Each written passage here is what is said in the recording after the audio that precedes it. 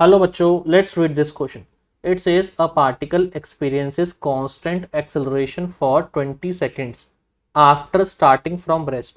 एक पार्टिकल है, वो रेस्ट से स्टार्ट हुआ और उसका एक्सेलरेशन कांस्टेंट है 20 सेकेंड्स तक. ठीक है. अब उन्होंने क्या बोला है?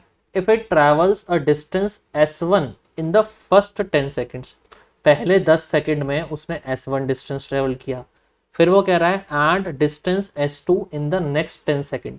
अगले 10 सेकंड में उसने S2 ट्रेवल किया. तो गाइज आपको S1 और S2 में रिलेशन बताना है. आपको क्या बताना है?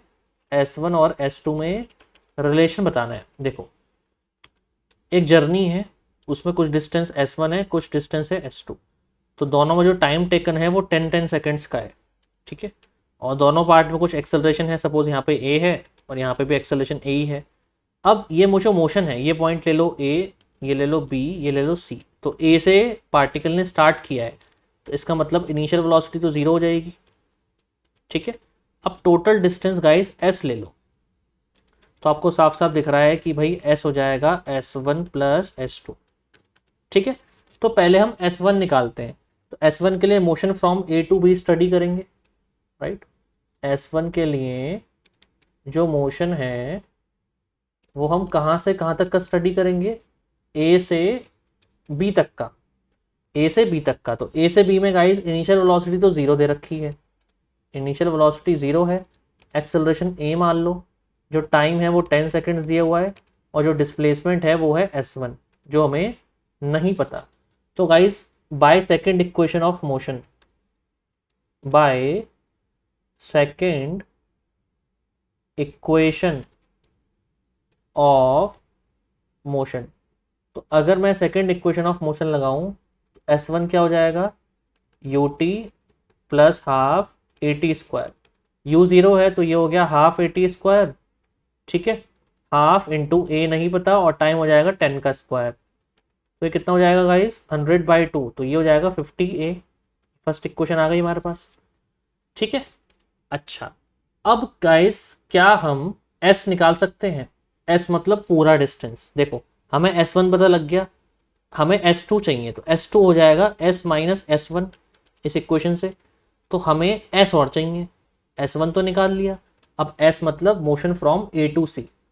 सो motion from A to C. तो गाइस A से C तक का मोशन स्टडी करना है, तो अगेन इनिशियल वेलोसिटी तो जीरो लेके चलोगे ना. ठीक है. अब टाइम टेकन कितना है? A से C मतलब पूरी जर्नी, जो हमें 20 सेकेंड्स दिया हुआ है. तो गाइस पूरी जर्नी का टाइम यहाँ पे 20 सेकेंड्स लोगे. एक्सेलरेशन ए ही है और डिस्प्लेसमेंट है S. So again by second equation of motion S equals to ut plus half AT square. तो u तो जीरो है, तो ये हो गया हाफ AT स्क्वायर. ये हो गया हाफ इंटू ए, टाइम है 20 का स्क्वायर. ये हो जाएगा 400/2. तो कितना हो गया? ये 200 ये आ गया. ये सेकंड इक्वेशन आ गई. सो गाइस अब मुझे क्या चाहिए? S2 चाहिए. तो S2 मैंने क्या बताया था? S माइनस S1 हो जाएगा. S कितना है? 200A माइनस S1 कितना है? 50A. तो ये हो गया 150A. तो यानी S2 150A आ गया. तो S2 हमें क्या चाहिए? रिलेशन चाहिए. तो S1 अपॉन S2 निकाला जाए. S1 कितना था? 50A. S2 कितना आ गया? 150A. तो ये हो गया 1/3. कितना हो गया? 1/3. तो गाइस यहाँ से जो S2 है वो आ गया 3 टाइम्स ऑफ S1. S2 जो है वो 3 टाइम्स ऑफ S1 आ गया. ओके. कौन सा ऑप्शन करेक्ट है? Option C is correct. S2 is 3 times of S1. So I hope you have understood it well. Good luck.